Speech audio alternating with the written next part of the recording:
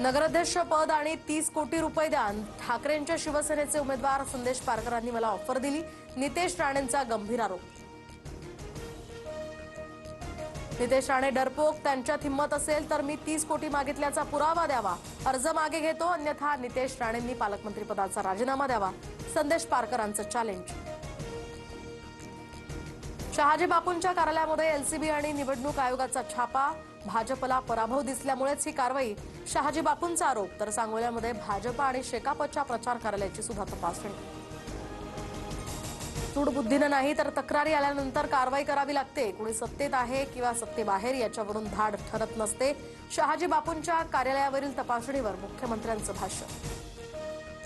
हिंगोलीतील शेतकरी भवन परिसरात 1 कोटी रुपयांची रोकड होती, दरम्यान पोलीस पथकानं ही रोकड निवडणूक पथकाकडे स्वाधीन केली, एका व्यापाऱ्यांची ही रोकड असल्याची माहिती।